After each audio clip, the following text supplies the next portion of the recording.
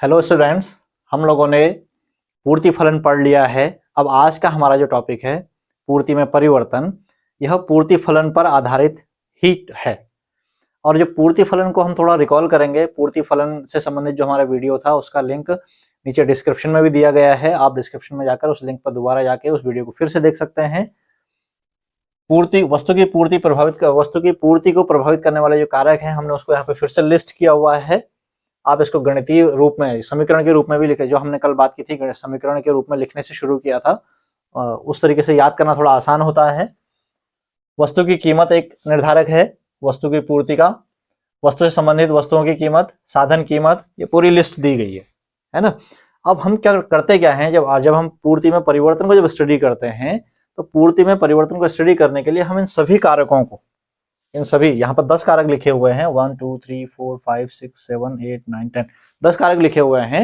इन 10 कारकों को दो कैटेगरी में बांट लेते हैं। ठीक है, एक कैटेगरी वो होती है जो पूर्ति का नियम कहता है। पूर्ति का नियम क्या कहता है? पूर्ति के नियम का जो हमने जो वीडियो बनाया था उसको भी आप डिस्क्रिप्शन में जाकर एक बार सर्च कर लें।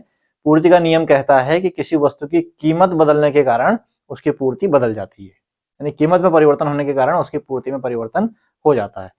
तो जब हम इसके जो सभी कारक हैं इनमें से एक कारक कीमत को अलग कर लेते हैं और जो बाकी बचे हुए कारक हैं इन सभी को अन्य कारक कह देते हैं, है ना।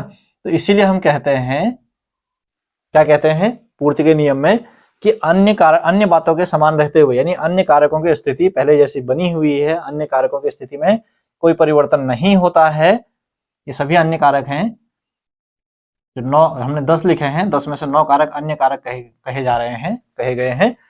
और जो एक इन अन्य कारकों में कोई परिवर्तन नहीं होता, इन अन्य कारकों की स्थिति में कोई परिवर्तन नहीं होता है, तो कीमत में परिवर्तन होने के कारण किसी वस्तु की पूर्ति में जो परिवर्तन होता है वही वस्तु की पूर्ति में परिवर्तन होता है, वही हमारा जो है पूर्ति का नियम उसी की बात करता है। कीमत के कारण वस्तु की पूर्ति में परिवर्तन,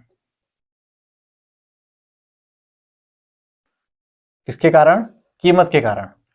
जब वस्तु की कीमत के कारण वस्तु की पूर्ति में परिवर्तन होता है, किस तरह का परिवर्तन होता है? कीमत बढ़ने पर पूर्ति कम हो जाती, बढ़ जाती है, और कीमत कम होने पर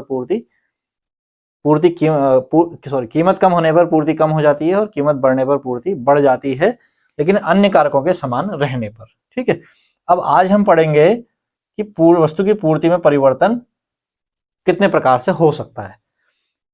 सुविधा के लिए इस सभी 10 कारकों को दो मेजर वर्गों में, दो बड़े वर्गों में विभाजित किया गया है। एक है कीमत और दूसरा है कीमत के अलावा अन्य कारक। तो कीमत के कारण भी वस्तु की पूर्ति में परिवर्तन होता है और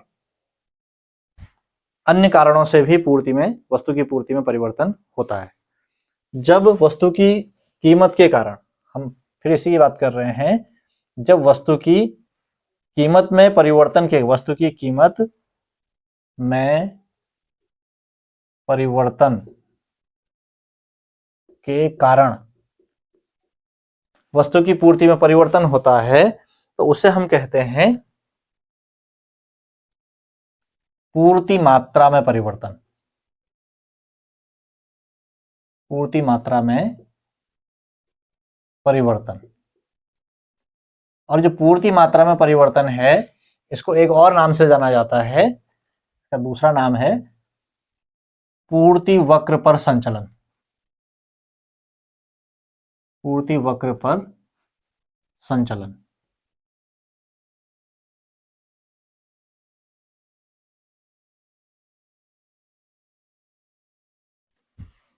पूर्ति मात्रा में परिवर्तन या पूर्ति वक्र पर संचलन, दोनों एक ही बात है। और ये दोनों कब होता है? ये स्थिति कब होती है? ये स्थिति तब होती है जब वस्तु की कीमत में परिवर्तन के कारण, वस्तु की कीमत में परिवर्तन के कारण वस्तु की पूर्ति में परिवर्तन होता है, तो हम कहते हैं पूर्ति मात्रा में परिवर्तन हो रहा है या पूर्ति वक्र पर संचलन हो रहा है। अब देखिए, यहाँ पर एक तो हम पूर्ति मात्रा में परिवर्तन की बात कर रहे हैं, दूसरी ओर पूर्ति वक्र पर संचलन कह रहे हैं। जैसे ही कहीं पर वक्र जैसा शब्द आता है तो आप मान लेंगे कि यहाँ पर चित्र का प्रयोग होना है, डायग्राम बनना है। ठीक है, अब जो डायग्राम जब बनता है, डायग्राम जब बनेगा तो कैसे बनाएंगे डायग्राम? डायग्राम में कौन कौन सी चीजें शो होनी चाहिए? इसके लिए इस वीडियो के डिस्क्रिप्शन में लिंक दिया गया है, आप उस लिंक पर जाएं और उस डायग्राम को बनाने का कम से कम 4 से 6 बार अभ्यास जरूर करें। फिर हम बात करते हैं अन्य कारणों से। कीमत को छोड़कर अन्य कारणों से, है ना, वस्तु की पूर्ति में अगर परिवर्तन होता है तो इसको हम कहते हैं पूर्ति में परिवर्तन। इसे हम कहते हैं पूर्ति में परिवर्तन, या इसी को कहा जाता है पूर्ति वक्र का शिफ्ट। शिफ्ट इंग्लिश वर्ड है, इसका हिंदी वर्ड मुझे कोई याद नहीं आया, अभी कोई समझ में नहीं आया। अब यहाँ पूर्ति में परिवर्तन या पूर्ति वक्र में शिफ्ट जो हो रहा है, यहाँ पर भी वक्र की बात आई है तो इसका भी डायग्राम बनाना पड़ता है। तो इस डायग्राम का वीडियो भी डिस्क्रिप्शन में दिया गया है, आप उसे देखेंगे और उसका अभ्यास कर लेंगे। ठीक है, अब हम बात करते हैं पूर्ति मात्रा में जब परिवर्तन होता है। देखिए परिवर्तन लिखा है तो परिवर्तन स्वाभाविक है कि परिवर्तन होगा तो या तो कमी होगी या वृद्धि होगी, है ना। परिवर्तन होगा या तो वृद्धि होगी या कमी होगी। हम मात्रा की बात कर रहे हैं, पूर्ति की बात कर रहे हैं।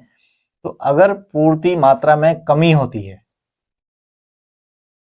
तो इस कमी को हम कहते हैं, अगर पूर्ति मात्रा में परिवर्तन हो रहा है, अगर पूर्ति मात्रा में कमी हो रही है तो हम कहते हैं पूर्ति में संकुचन। पूर्ति में संकुचन का डायग्राम दिया गया है, आप उसको अभ्यास करेंगे, बार बार कहा जा रहा है। अब अगर आपसे कहा जाता है कि पूर्ति में संकुचन क्या है या पूर्ति में संकुचन किसे कहते हैं, तो इसका देखिए इसका डेफिनेशन कैसे, इसका परिभाषा कैसे बनेगा पूर्ति में संकुचन का। किसी वस्तु की कीमत में परिवर्तन के कारण वस्तु की पूर्ति मात्रा में कमी होने को पूर्ति में संकुचन कहा जाता है। ठीक है, बिल्कुल इसी प्रकार पूर्ति मात्रा में अगर वृद्धि होती है तब उसे हम क्या कहते हैं, पूर्ति मात्रा में वृद्धि होने पर, यहां पे लिख देते हैं पूर्ति मात्रा में वृद्धि हो रही है, तो पूर्ति मात्रा में जब वृद्धि होती है तो इसको कहते हैं पूर्ति में विस्तार। पूर्ति में विस्तार, इंग्लिश में इसे कॉन्ट्रैक्शन इन सप्लाई कहा जाता है, इसे एक्सटेंशन इन सप्लाई कहा जाता है। ठीक है, बिल्कुल ऐसे ही पूर्ति में परिवर्तन, पूर्ति वक्र शिफ्ट हो रहा है, पूर्ति में जब परिवर्तन होगा तो पूर्ति में भी परिवर्तन या तो कमी होगी या वृद्धि होगी। जब कमी होती है तो उसे कहते हैं पूर्ति में कमी। पूर्ति में कमी, और जब वृद्धि होती है तो उसे कहते हैं पूर्ति में वृद्धि।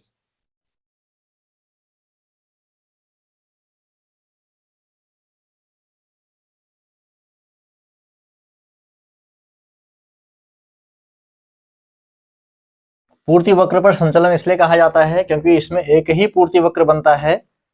इसको हम डायग्राम यहां पर बना के देख लेते हैं। पूर्ति वक्र पर संचलन का जो डायग्राम है, मैं इसको यहां पे बना देता हूं।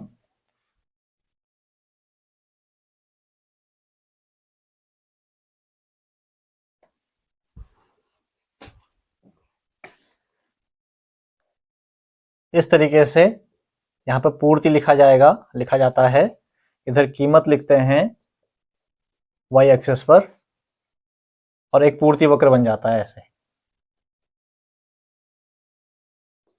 अब अगर कीमत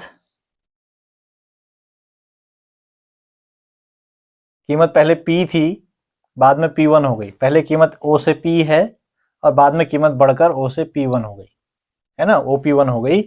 तो जब P कीमत है तो पूर्ति OQ है, P1 कीमत पर पूर्ति OQ1 हो जाती है। और जो उपभोक्ता जो सप्लायर होता है उसकी सप्लाई पहले E बिंदु, वो पूर्ति वक्र के E बिंदु पे था, अब वो E1 बिंदु पे चला गया है, यानी ऊपर की ओर शिफ्ट हो गया है ना, इधर ऊपर की ओर संचलन कर गया है। तो यहाँ पर पूर्ति में वृद्धि हो रही है, इसको हम कहेंगे पूर्ति में विस्तार। ये पूर्ति में विस्तार का डायग्राम है। और अगर कीमत में कमी आ जाती है तो ये वापस आ जाएगा इसी बिंदु पर, पीछे की ओर आ जाएगा। तो इसको हम, इस बिंदु को कहते हैं संकुचन।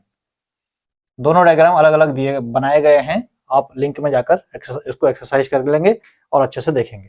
तो एक ही वक्र पर उपभोग जो सप्लायर है या ऊपर या नीचे की ओर संचलन करता है, इसीलिए उसे हम कहते हैं पूर्ति वक्र पर संचलन। ऊपर की ओर जाएगा तो पूर्ति में विस्तार होगा, तो जब नीचे की ओर आएगा या पीछे की ओर आएगा तो कहेंगे पूर्ति में संकुचन हो रहा है। बिल्कुल ऐसे ही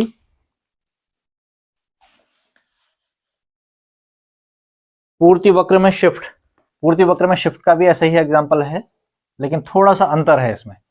पूर्ति वक्र पर जब संचलन हो रहा था तो एक ही पूर्ति वक्र बना हुआ था, इसमें दो पूर्ति वक्र बन जाते हैं, है ना। एक पूर्ति वक्र 1 होता है और दूसरा पूर्ति वक्र 2 आप कह सकते हैं।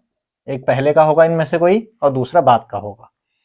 अब ये डिपेंड करता है कि अगर दाईं ओर जा रहा है तो पूर्ति में वृद्धि हो जाएगी, और अगर बाईं ओर आ रहा है, पीछे की ओर आ रहा है, तो ये पूर्ति में कमी को दिखाता है। इसमें कीमत एक ही रहती है, लेकिन यानी कीमत स्थिर रखते हुए पूर्ति में परिवर्तन होता है। कीमत स्थिर रहती है, क्योंकि पूर्ति में जो परिवर्तन हो रहा है, पूर्ति वक्र में जो शिफ्ट हो रहा है, ये कीमत में परिवर्तन के कारण नहीं हो रहा है। कीमत तो वही है, लेकिन अन्य कारणों से परिवर्तन हो रहा है। इसलिए पूर्ति वक्र जब दाईं ओर शिफ्ट हो जाएगा, पहले यहां पे था इधर चला गया, तो इसको हम कहेंगे पूर्ति में वृद्धि हो रही है। और अगर पूर्ति वक्र बाईं ओर शिफ्ट हो जाता है, पहले पूर्ति वक्र ये था 1, फिर बाद में 2 हो गया, लेफ्ट की ओर आ गया, तो ये पूर्ति में कमी हो गई है। ठीक है, तो इस डायग्राम को भी हमने अच्छे से पूर्ति में कमी का डायग्राम अलग बनाया है, पूर्ति में वृद्धि का डायग्राम अलग बनाया है, पूर्ति संकुचन का डायग्राम अलग बना हुआ है, और पूर्ति विस्तार का डायग्राम अलग बना हुआ है। आप इन सभी डायग्राम्स को वीडियो के डिस्क्रिप्शन में जो लिंक दिया गया है वहां पर जाकर देख लें और इसको ठीक से, इन डायग्राम्स को ठीक से स्टडी करें। ठीक है, और बहुत इंपॉर्टेंट प्रश्न बन सकते हैं इसमें एग्जाम में, छोटे छोटे क्वेश्चन बन सकते हैं 2-2 नंबर के, जैसे पूर्ति में संकुचन का चित्र बनाइए, या पूर्ति में संकुचन क्या है, पूर्ति में विस्तार से आप क्या समझते हैं, पूर्ति में कमी क्या है, पूर्ति में कमी और पूर्ति में संकुचन में क्या अंतर है ना। तो इस तरीके के प्रश्न बन सकते हैं। आप इनको जो है ठीक से स्टडी करें, इसका एक डायग्राम बनाएं, बढ़िया करके लिखें उसको, और अगर किसी को दिक्कत आती है तो हम आपसे नोट्स बनाने के तरीकों पर भी बात कर सकते हैं। आप जरूर इसका जो है डिस्क्रिप्शन में टेलीग्राम का लिंक दिया गया, टेलीग्राम चैनल का लिंक दिया गया है, और ईमेल आईडी भी दी गई है। आप उस पर मेल करके या फिर टेलीग्राम जो चैनल है वहां पर कमेंट करके अपनी क्वेरीज की बात कर सकते हैं, अपनी जरूरतों के अनुसार बात कर सकते हैं। हम उसी हिसाब से फिर इस चैप्टर को आगे बढ़ा लेंगे। ठीक है, थैंक यू। नेक्स्ट टाइम में हम पूर्ति में परिवर्तन की जो माप होती है, मांग की लोच, पूर्ति की लोच, सॉरी मांग की लोच नहीं, पूर्ति की लोच या पूर्ति की लोच की माप, पूर्ति की लोच के प्रकार, इनकी हम फिर आगे बात करेंगे। Thank you.